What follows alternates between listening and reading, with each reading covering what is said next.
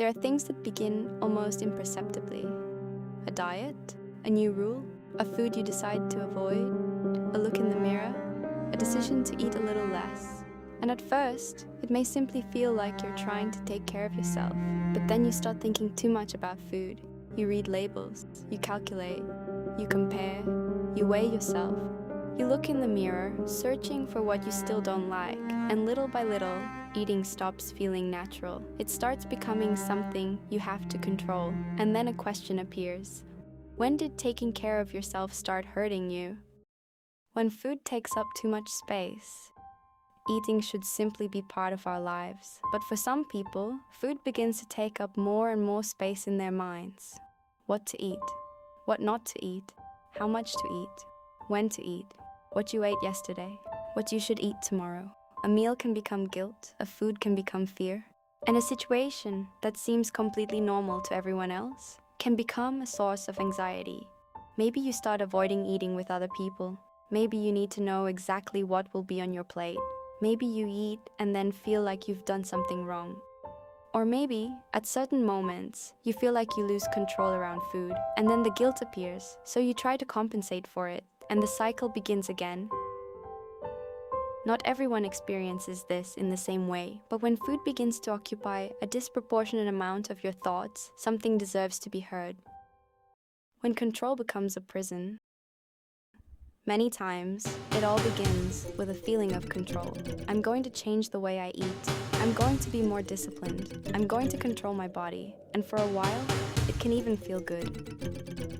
Because controlling something can give you the feeling that you're making progress, but there is a difference between taking care of yourself and feeling like you can no longer stop controlling. You start checking labels constantly, counting, eliminating foods, changing plans because you don't know what you're going to eat, feeling anxious when a meal doesn't go the way you expected, and maybe you also begin to use exercise, not because you enjoy moving, but because you feel you have to compensate for what you ate. The problem is no longer the food. The problem is that food begins to control your decisions, your plans, your mood, your social life, and your peace of mind. What began as a decision can end up feeling like an obligation. When your body becomes a judgment. And then there's the mirror. You look at yourself, you find something you don't like, you compare it. You look for another photograph, another person, another body, another version of yourself. Social media can make that comparison constant. A perfect body, a transformation, a diet, a new way of eating, a new way of looking at yourself. And without realizing it, you may begin to believe that your body determines your worth, that if you change your body, you'll feel better, that if you manage to achieve a certain image, you'll finally be satisfied with yourself. But comparison has no finish line. There can always be something to change, something to correct, something to control. And when your sense of worth begins to depend too much on your appearance, your body stops feeling like home. It starts to feel like a problem you have to solve.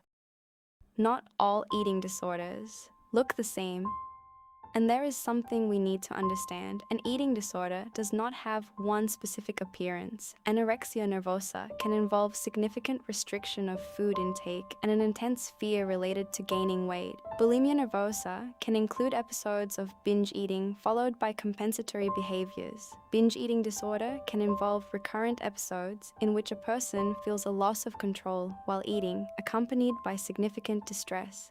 And there is also ARFID, a disorder in which a person may avoid or restrict foods because of factors such as sensory characteristics, fear of negative consequences from eating, or a lack of interest in food. These are different disorders, and they are not all related to weight or body image in the same way. That's why you cannot look at someone and know whether they have an eating disorder. They may have a thin body. They may have an average weight body. They may be overweight. They may smile. They may work. They may study. They may seem completely fine, and yet they may be struggling deeply with food. Why does it happen? Then another question appears. Why does someone reach this point? The answer isn't simple, and we need to stop looking for a single explanation. Eating disorders are complex. Genetic and biological factors may play a role. Psychological factors, personal experiences, perfectionism, anxiety, struggles with self-esteem, social pressure, comparison with others, experiences of rejection or bullying. certain restrictive eating patterns, and the digital environment can also amplify some of these pressures. But none of these factors on its own explains every eating disorder. There isn't one story, there isn't one cause, and definitely, it is not a matter of a lack of willpower. When no one knows, perhaps this is one of the hardest things to understand, because an eating disorder can remain hidden. You can sit with your friends, laugh, work, study, post a photograph, say that you're fine, while inside food takes up a huge part of your day. And as time goes by, it can become harder and harder to talk about it because of shame, because you're afraid others won't understand, because you're afraid they'll judge you, or because you no longer know where a diet ends and where something that is affecting your life begins.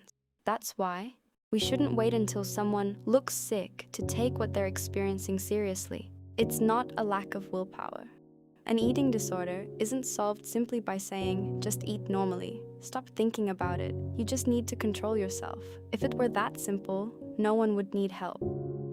Eating disorders are medical and mental health conditions that can seriously affect both the body and emotional well-being. That's why treatment may require different forms of support: psychotherapy, medical care, nutritional support, and professional guidance tailored to each person. Asking for help doesn't mean you've failed. It means recognizing that something is affecting your life and that you don't have to face it alone. Recovering your space. Recovery isn't simply about changing what's on a plate. It can also mean reclaiming the things the disorder slowly took away. Sharing a meal again, going out without fear, no longer constantly thinking about what you can or cannot eat. Listening to your body again. Rebuilding relationships. Regaining concentration. Regaining time. Regaining spontaneity. Recovering a part of yourself that had been hidden behind rules, fear, and guilt. Perhaps that's why recovery isn't only about learning to eat differently. It is also about learning to live again, and you don't have to walk that path alone. Professional support can be a fundamental part of that process, but so can the emotional support of the people who are close to you, your family, a friend, your partner, someone you trust. Look around you. There may be people who love you more than you realize. People who would be willing to listen, to stay by your side, to help you take that first step. You don't need to have all the answers. You don't need to know exactly what to say. Sometimes, asking for help can begin simply by acknowledging, I need someone to be there for me. Let the people who love you be close. Because asking for help doesn't mean you're weak. It means you've decided to stop facing this alone. And perhaps that too can be a step toward reclaiming your life. Reclaiming your time, your peace, your freedom, and above all, yourself. Maybe it all began with an apparently small decision: eating a little less, controlling a little more, changing your body, being more disciplined, and perhaps you never imagined that those decisions would eventually take up so much space in your life. But if eating starts to scare you, if your body begins to determine your worth, if guilt appears every time you eat, if you feel the need to constantly control what you do, or if you feel like you've lost control, you don't have to wait until the problem becomes obvious to ask for help. Because an eating disorder isn't always visible from the outside, but the suffering it causes is real. And listening to that signal may be the first step toward reclaiming something worth far more than a certain image: your life. Thank you for being here. If this message resonated with you, join us at Signs of Calm, your space to heal your body, mind, and energy.